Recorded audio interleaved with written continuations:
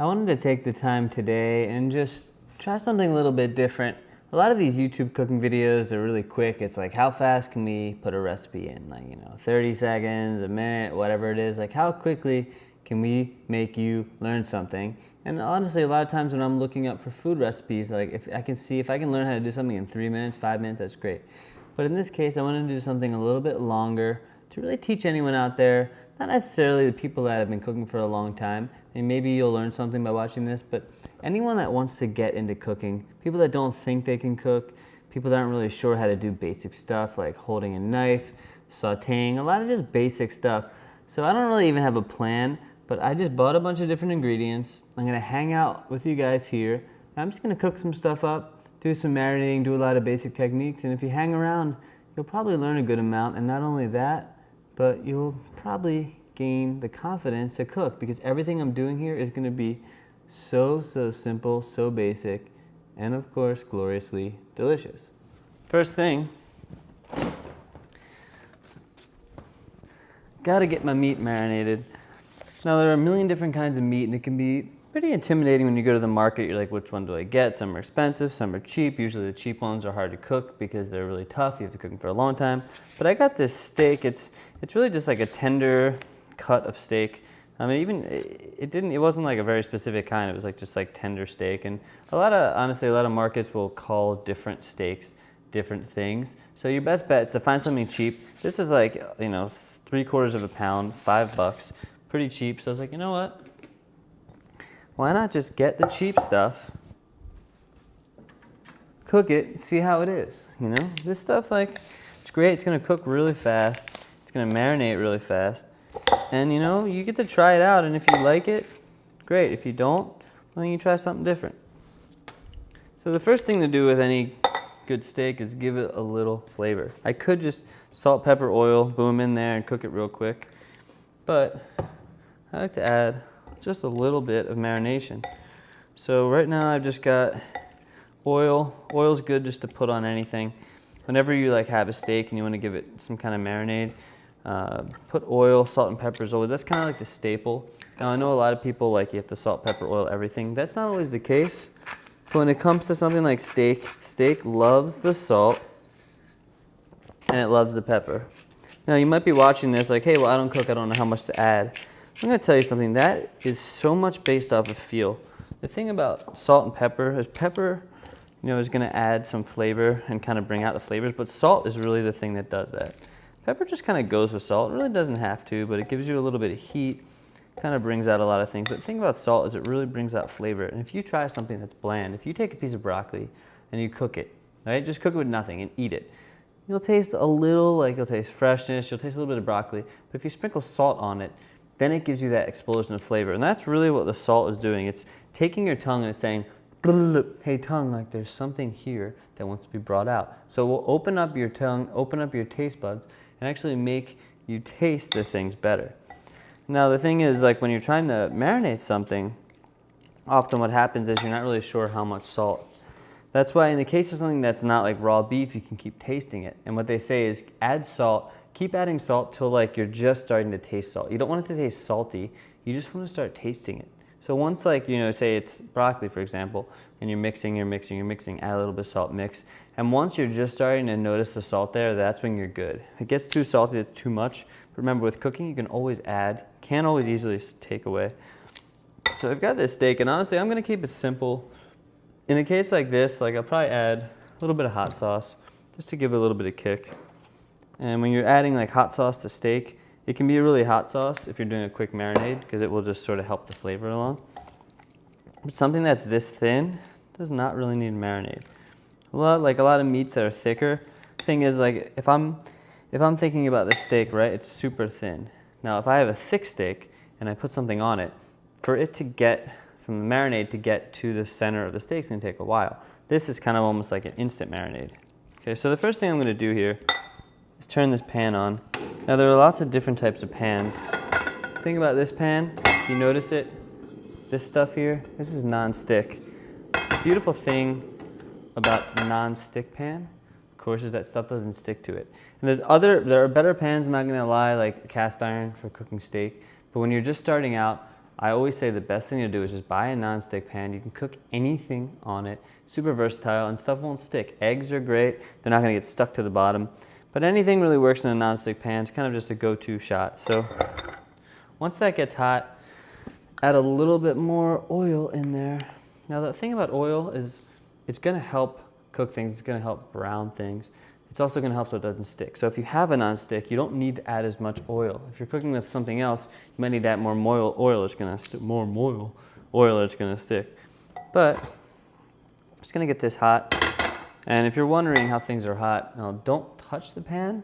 But if you put your hand in there and you start to feel significant heat, that means the thing is getting pretty hot. Also, if you look at the oil, notice how it's kind of in here. If I go like this and it's like starting to race, like see how it's like going really quick, like that means that the oil's hot, because if it wasn't hot, it would kind of be a little slower. So what I do is take the meat. By the way, these things, tongs, incredible.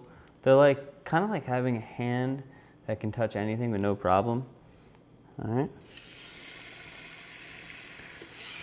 Pop the meat down, and of course, you hear the sizzle. That means that it's pretty hot.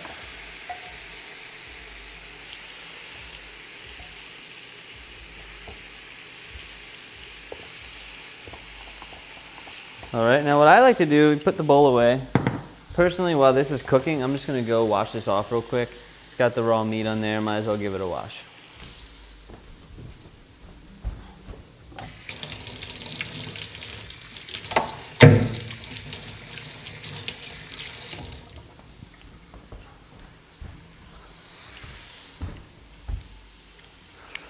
All right, cool, so while that's cooking, now I have a chance to do something else. This is a knife. It can be a very dangerous thing. It can be a very safe and smart thing if you're smart about it. A lot of people, when they're holding knives, they're kind of like, oh, look, how do I hold the knife? Or maybe you see people do this thing. They think for some reason that makes sense. But this is not how you want to hold a knife. It doesn't really make any sense. There are a couple of different ways that people say to hold a knife. My personal favorite is you kind of take the knife, and instead of holding it on the handle, you actually pinch it. You're still holding part of the handle, but you take your thumb like so, like that, and then just kind of pinch it together. So these 2 fingers are holding it, and then the other 3 fingers are curled around the knife. And the cool thing about this is it sort of makes the knife become one with the hand, see? Versus like this, where it's kind of wobbly and you're cutting and you don't have control. This makes you like you're right in there. So what I'm gonna do, steak is great, but with peppers, it's even better. Red pepper, expensive. Yellow pepper, not always as expensive. Green pepper, maybe it varies, but usually even less. Cool thing about a green pepper is it actually is the same as a red pepper, but red peppers, they take longer to mature, because as these peppers, these green guys, they start to mature, it's kind of like a tomato. Green tomato is really just a red tomato that's still a baby. As it slowly starts to mature, it gets red, it gets sweeter. So usually these are cheaper because they take less time to grow. Yellow peppers are, I think, just yellow. Let's see how it's going on. Okay, this meat, because it's really thin, it's gonna cook very, very fast. So you don't necessarily want to allow it to overcook, because if it starts to overcook, it's gonna get really tough. And wow, look, honestly, the cool thing about this experience is that the meat that I'm cooking here, I've actually never cooked before. So to be honest, I don't really know what it's gonna do. And because it's so thin, I don't really have to worry about, like, is it done, is it not done? Chances are, if you cook this meat, in a few minutes, it's gonna be finished. So even though I'm the expert over here and I'm teaching you guys how to cook, truth is, I love going to the market and buying stuff I've never cooked with, because that is part of the fun. It's part of all the fun. Now I'm touching this, and if I notice, it's starting to feel like it's cooked. And for thicker cuts of steak, it can be a little bit more confusing, because people don't really know, like, well, how do I know if it's cooked? Like, how do I know if it's finished? I follow the directions and this and that. And the thing is, a lot of it comes down to feel. If I'm feeling this, if you look at this, it's kind of like springing back a little bit. Now, whoopsies, it fell on the table. I'm gonna just show you guys a couple different donenesses. So if I cut into here, this one was a little bit thicker. See, it's still raw inside. Whereas if I take something like this right here, and I feel it, that feels like it's cooked all the way through. Look, it's cooked completely all the way through. So what you're essentially doing is you're feeling the steak, you're becoming one, you're becoming friends, you guys are kind of dating. So I got those meat juices in there. I can take a little bit out, I can pour it in, but I'm gonna wipe this out. Paper towel. Just wipe that stuff out, because you know what? Other people want to get into the pool party and the steak has been taking up all the space. Okay, so we'll get back to the steak in a second, but for now what I'm gonna do is just take this pepper, and remember, I hold my knife like this. Take the pepper and just kind of cut down. There are a couple ways to cut, but I like to sort of cut the sides off, like so. Cut around all the seeds, right? And then just cut that off. And then we can say goodbye to you. Cool? Anything that's left over, you can just kind of peel it out there. Very, very simple stuff. Cooking is not hard, I promise you, if you've never cooked before. Like, just do anything, just try this very simple stuff. It's really just about having fun and screwing around. If you make a mistake, you know, you do it again. You try again, no big deal. Paper towels are always my best friends in the kitchen. You can wipe stuff off. So these peppers, knowing that I'm holding my knife like this, you can really do anything with them. You can cut them this way, you can cut them this way, you can cut them into cubes. I personally like just doing these thin, long guys like so. And you know what, if you don't have much space on your cutting board, what you can do, look, get some oil in there, it's hot, and then just start throwing stuff in. It only takes a minute to cut. I'll even show you guys here, right? But if some cook before the other ones cook, it's not a big deal. Let that go. You can give it a little bit of salt. Salt it now. You know, and you're wondering how much salt. Honestly, like at first, I just kind of give it like, I pretty much just put enough salt so I kind of get it around. Like every part gets a little bit of taste of it, and then you can always add more. Now, just to show you guys a trick while these guys are cooking, I've got the knife trick, holding the knife feels good in my hand. If you're not sure about it, try it a couple ways. Try cutting like this, see how it feels, and try this grip method, right? And just see how it feels. You'll probably notice that you have a lot more control. Like I'm in it. I'm really in there. I'm having a good time. I'm connected to it. I'm close. And also my knife is sharp, which people are afraid of sharp knives. The truth is, the duller the knife, the more dangerous. Because if this knife is dull, and I'm trying to cut this, and I slip, goodbye fingers. So if you get a nice sharp knife, you know, and I'll show you guys how to sharpen it later, but if you get a nice sharp knife, it's gonna go a long way. Now one other note, when you are cutting stuff, if you notice my fingers, they're actually kind of curled back. If my fingers are like this and I'm cutting, say goodbye to my fingertips. Good night, goodbye fingers. But if I curl my fingers back like this, what happens is I rest the blade kind of along, like below my knuckles. So that way as I'm cutting, there's no chance of it slipping, and also my fingers are guiding the knife back. So every time I take a cut, I just pull my hand back a tiny bit with the knife, and it's like boom, boom, boom. I just keep, knife takes a cut, goes down, I go back a little bit, knife takes another cut, go back a little bit, and you just keep doing that until you cut everything. It's good, you know, it's just little cool tricks to be a little more safe in the kitchen. Now peppers are great because, to be honest, a lot of people do not like raw peppers. It took me a long time to really get into them. And one thing I found with a lot of vegetables, if you don't like a vegetable when it's raw, try just sauteing it. And that's really all we're doing here. Basically a pan with a little bit of oil, get it hot, put some kind of vegetable in there, and that's essentially what you're doing is sauteing. There's lots of different things. There's braising, which is cooking with a liquid. There's roasting in an oven, but this is just sauteing. And sauteing just does a really good job. It breaks the vegetable down, it makes it sweeter, brings out the flavor. Again, I love eating raw vegetables now, but there's something about cooking them that just really makes it a special experience. And it's that simple. And even just this together on like tortilla, it's like you pretty much have a fajita. But anyhow, as these cook, I'll show you guys a little something. So if you notice, this is a thicker cut of meat. And if you look at it, you'll see it's brown here, then it's pink, and then it's literally raw. Now, if you like eating something raw, you know, it's good. Raw. Why not? Chewy. A lot of people like their steak raw. This, on the other hand, this is well done. Completely cooked all the way through. It's one color. The outside is the same as the other part. Now, in the case of this steak, and you might not know until you cook it.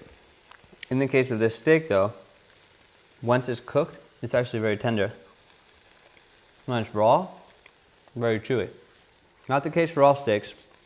This one, still chewing the raw piece. Still chewing, tender. So, you gotta let all the steak sit. With thin steak, it's not really that important. This is a great steak for a cheesesteak. You take a steak like this, and you were to just chop it up and just throw it in a pan real quick, it will make an incredible cheesesteak. Maybe we'll even do something in the vein of that. But I'm gonna let this sit. If it's a thick steak, it's good to let, say you have a steak that's like inch, half an inch. You saute it, you sear it, you get it to where you want it to be, and just let it sit. Let it rest for 5 or 10 minutes. It's gonna relax. Juices are gonna get all flowy and have a good time.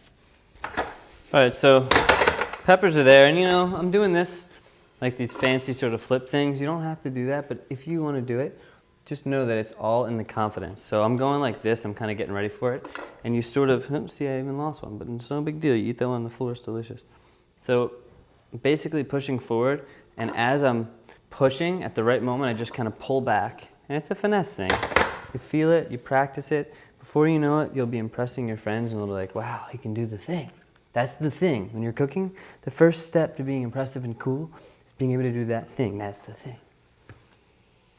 But cooking really is not about being cool. It's about just having fun and hanging out. You know, it's cool to cook for people and have a good time, impress your friends, whatever. But if you notice, like, I don't really know what the plan is. I just grabbed a bunch of ingredients. I'm just gonna cook a meal just to show you how easy it is.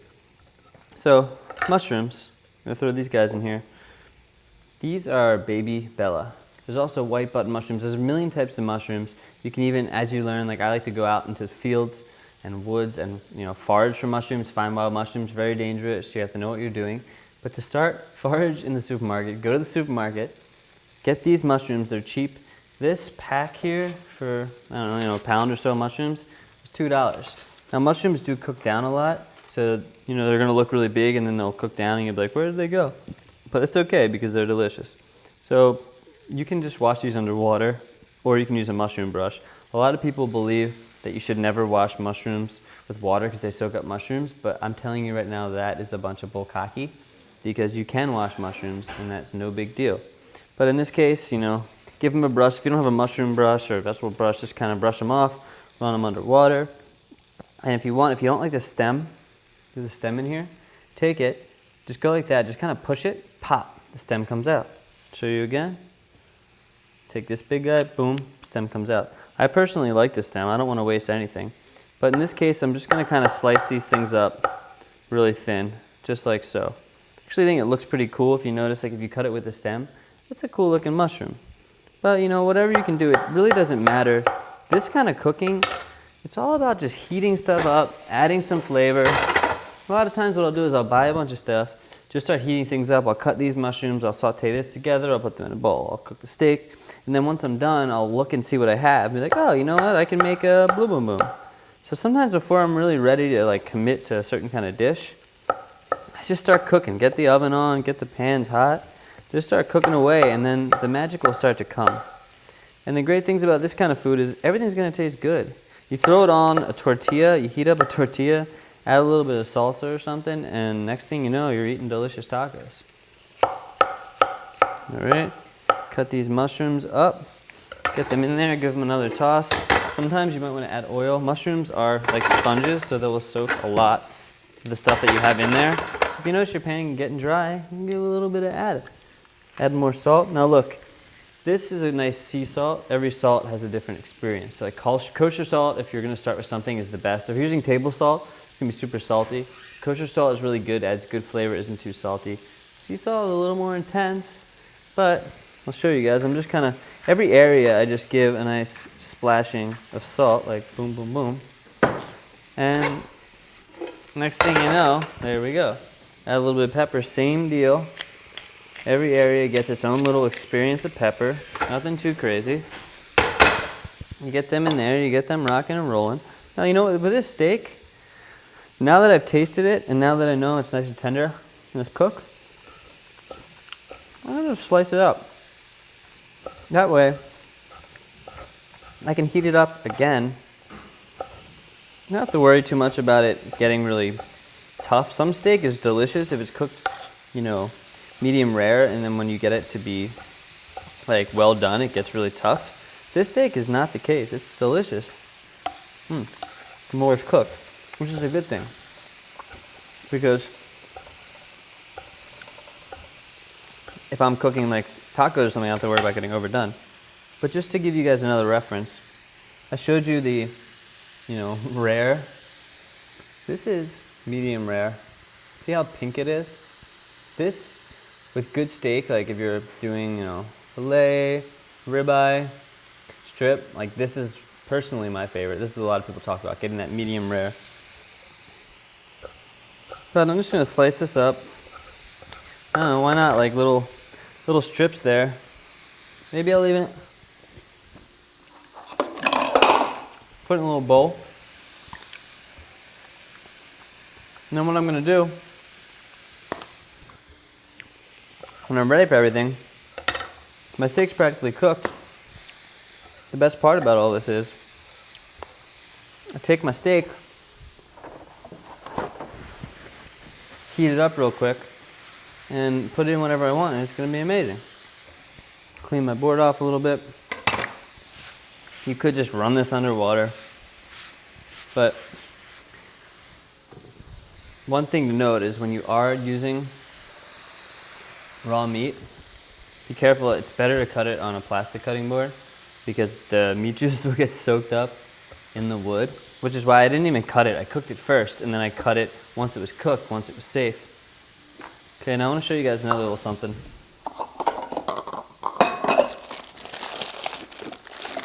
A lot of people like to have pasta, you know, and pasta is great. It really is.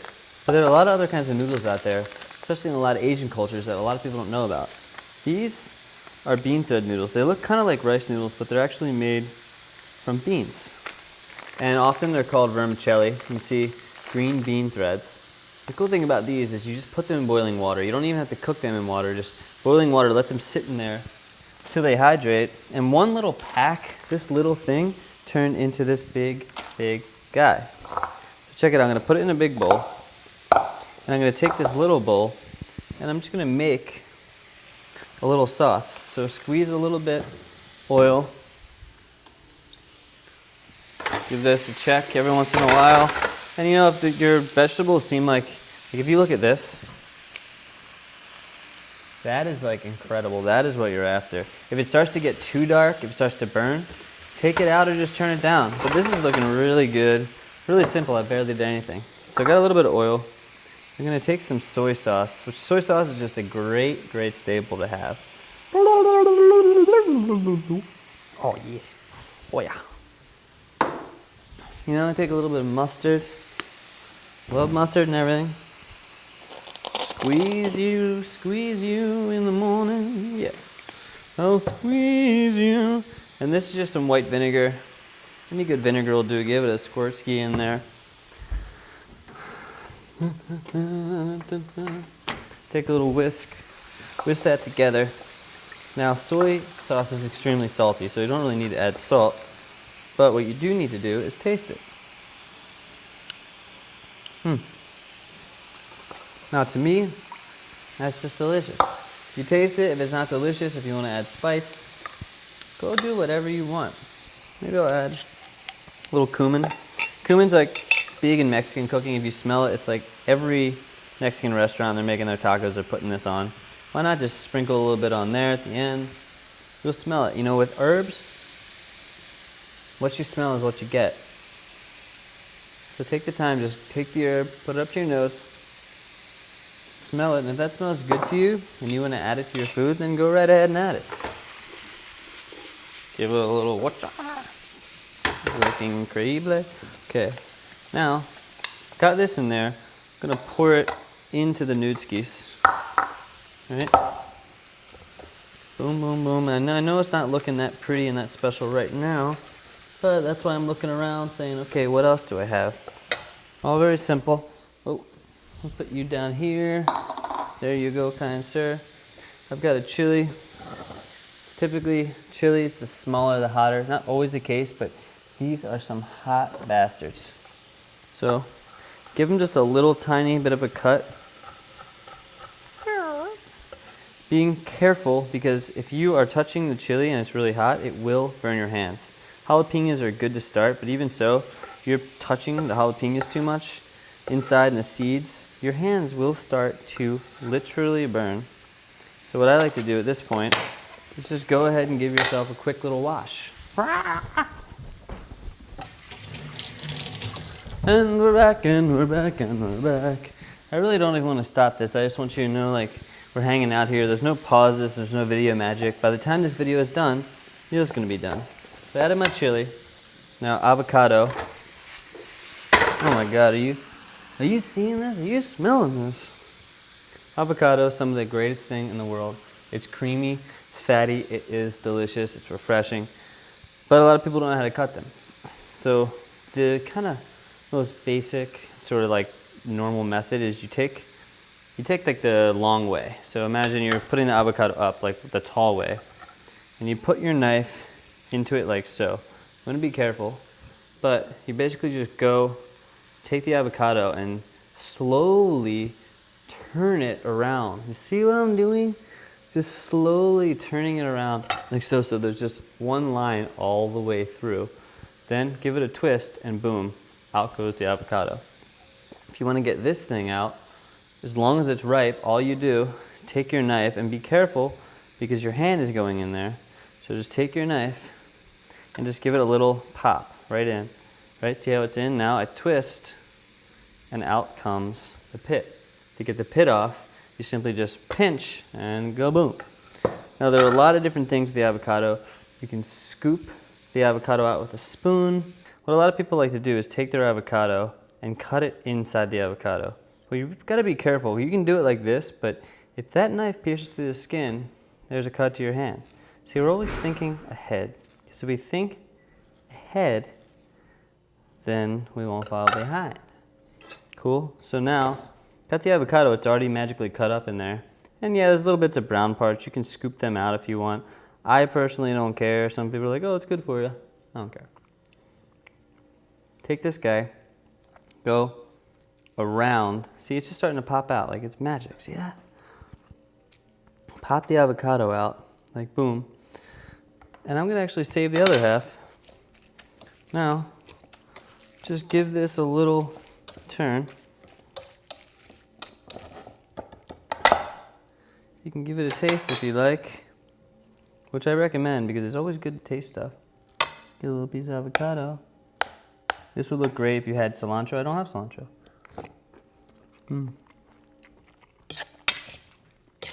Honestly, it's amazing. Okay, so peppers and onions are done. Put them off into a bowl. And honestly, one thing that I like to do actually, when I'm cooking, make a little bit more than I need. Take these guys, put them in here. That way, when I'm done cooking, everything that I don't end up using, whatever I don't eat, it's already going to be stored. There's very less cleanup. This is already ready to go. Put it in the fridge. Boom. Shakalaka. Now, put that heat back on. I'm going to show you guys how to make one of my favorite things. Potatoes were not only amazing because they're amazing because they're delicious and they're good for you. And honestly, they're cheap as hell. Get a bunch of get a bunch of these potatoes. They go a long way. One potato will fill you up. I just kind of slice it down. What I like to do is take the long way and just start to slice it. Again, remember, one by one, keeping my fingers in a good place. Control. If you notice the potato's like wobbly, try to move it around until you find a safe place.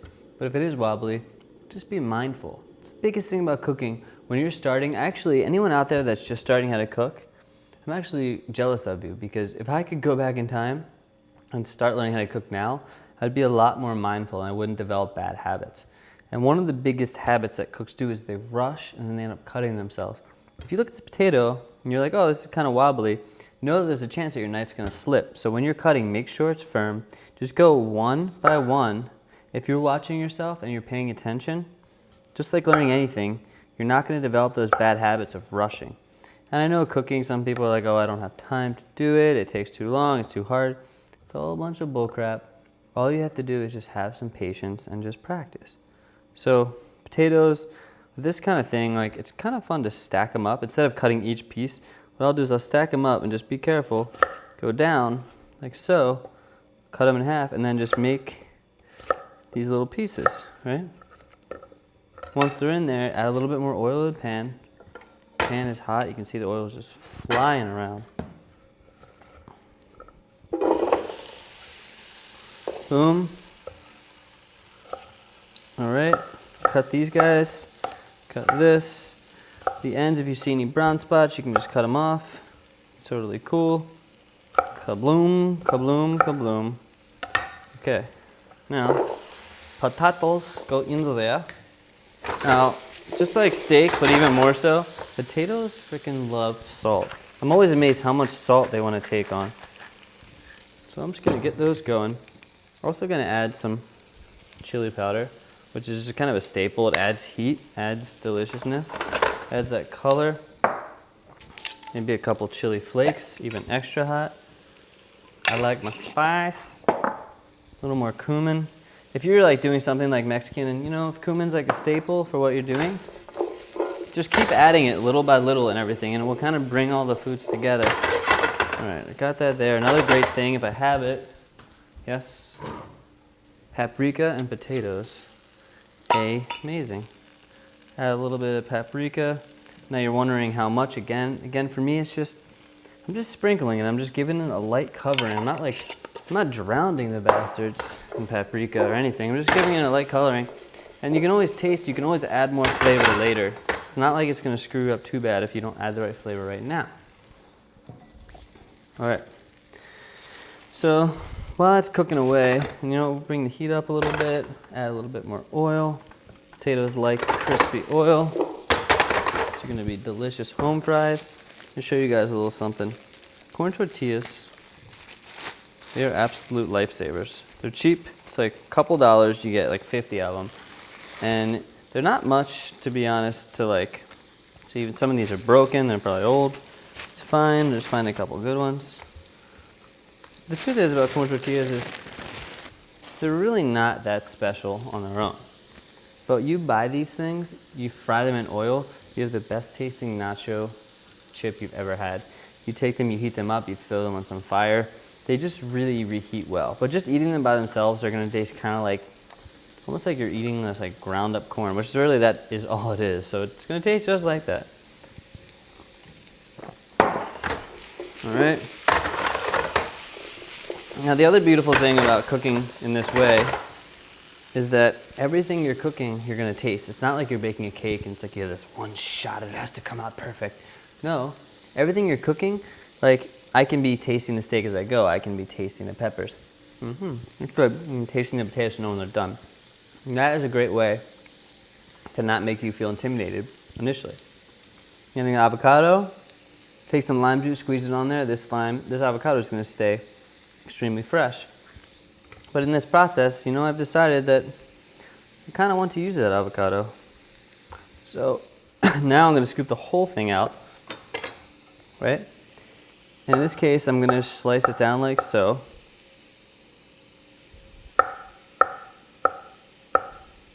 Get these nice long pieces,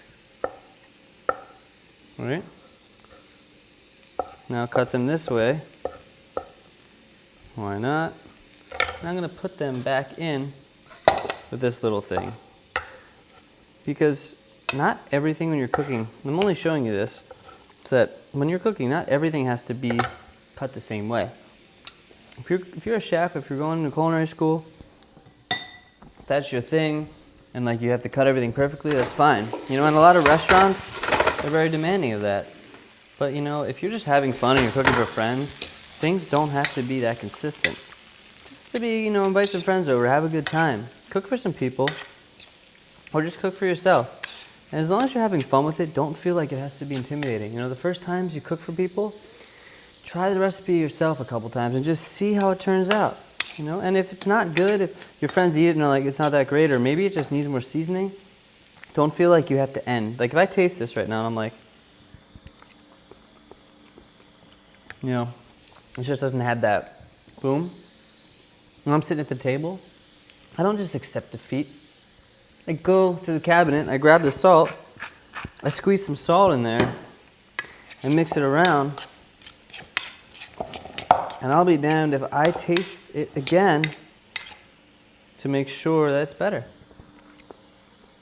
There you go. It's actually a big difference. And if it's still not good, well then add some more salt or add whatever you want. Oh wow, these potatoes. Now, back to this meat. Tender, not much flavor. So, back to the salt board. Give it a quick little mix. And this way, when I'm ready to go, I can honestly take my steak in here, do the same deal. This is one of my favorite things to do. Get everything lined up in these Tupperware containers, right? And once you have everything lined up in Tupperware containers, you make your meal, take out what you want. Like, okay, I want a little bit of this, pop it in the pan. This, pop it in the pan, put it in the fridge. Next meal, same deal. Grab your tortillas, you know what? Grab, I've got some cheese here. This cheese is a kind of old cheese, which is funny because if you look here, cheese is very hard. I don't want to eat that. But I don't have to just throw this away. The rest of the cheese is good. Just cut that end off, toss that, and then I have all this good cheese. The thing that's cool about cheese is it will tell you when it's not good. When it starts to get moldy, it starts to get hard, but the rest of this cheese looks perfectly good. Give it a try. Beautiful. So yeah, once you prepare all this stuff, it makes it quite easy and amazing because all you're doing, taking it out of the fridge, you're hungry, heating it up, popping it on a tortilla, and you have dinner. It's homemade, but you already prepped it the day before, so it only takes minutes to make. Okay, take the potatoes out. The smaller pieces, well, I will say this. The reason people like to cut things the same size is that everything cooks even. So if all the pieces were this size, for the most part, they would all be cooked. Like this one's probably cooked. But the bigger pieces, they're not cooked. So people like to cut things evenly so they all cook at the same time. And I get that. It's, you know, it's a really smart method.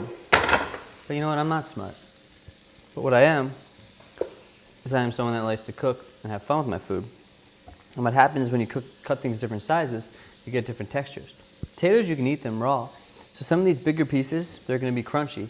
Some of the smaller ones are going to be a little more tender. And I personally like that because not every bite's the same. You know, I'm not always the same kind of person. I like to change things up. Let's see here. So, that being said, take the potatoes out. Now, take my tortillas, pop them in here. And these do not take that long to cook. And the more oil that I add, the more crispy they're going to get. Okay? So let them cook up. Put this away over here. Things are starting to get a little crazy. You can always stop, clean up, clean some things, throw some things out, and then get back to cooking. If you don't have much space, you know, you just slow it down and be patient. That's great. All right, these are cooking up. Okay, so what I'm going to do is I'm going to start considering what I want to eat. I'm going to take another bowl, pretend like this is, you know, this is dinner, which actually it is. I have not eaten today. It's like 5 o'clock. I haven't eaten anything. Take a little bit of this steak. You know, some of the pieces that are cooked, you know, kind of the same, maybe put them together. Or if you, again, same thing. If you want different consistencies, if you want some pieces that are well, some pieces that are medium, then go ahead and do that. Take some of my peppers, take some of my mushrooms, pop them in there, and take a little bit. Actually, the potatoes are hot. I'm going to leave them sit. These have been sitting, so they've gotten a little bit cold. If you want to combat that, you can sort of just cover this, you know, and they'll stay hot a little bit. But anyhow, okay, flip these guys over. Once they start to just get nice and brown, and they're starting to crisp up. So at this point, take my cheese.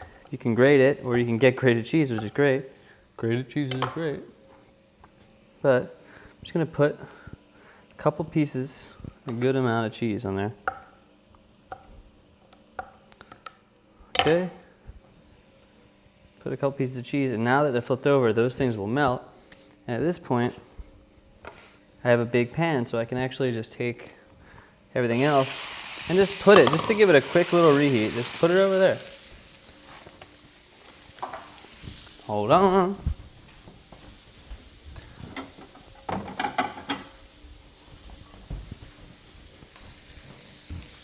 If you're still sticking with me, that means that, you probably learned a good amount today. And I know cooking can be a thing of patience, but it's really worth it. Like this whole meal, including filming the video and doing everything and talking to you guys, it's taking me like 30 or 40 minutes. But if I were to just do it by myself, it would be much, much faster. So keep that in mind. Just gonna let that get hot. Got my plate. Take a little bit of this funky noodle salad thing, right? Go like that. Bazoom, bazoom. Doesn't have to be that pretty, Just gotta taste good. All right, noodle salad. Top avocado. Make sure you get a good amount of avocado. Avocado. There you go. Okay. Now, once this stuff's hot, you can touch it. You want to be like, okay, it needs another second. Once that's hot, take it, put it onto your little taco guy here. All the cheese, all the meat, try to make it even, as even as you can. All right, move that over. Put some potatoes on the side. You can put them on, that would be delicious, but for now we'll just put it on the side. And then just kind of carefully slide these guys off. Your hand or however you see fit at this point. This is kind of a weird pan, it's a little thick, but slide it off. And if things fall apart, just go ahead and put them right back on. I'm not finished yet. Crack an egg. This is the last thing I'm going to show you guys. Pan must be non-stick or it's going to be a problem. A little bit of oil. Crack an egg. And just fry this egg really quick.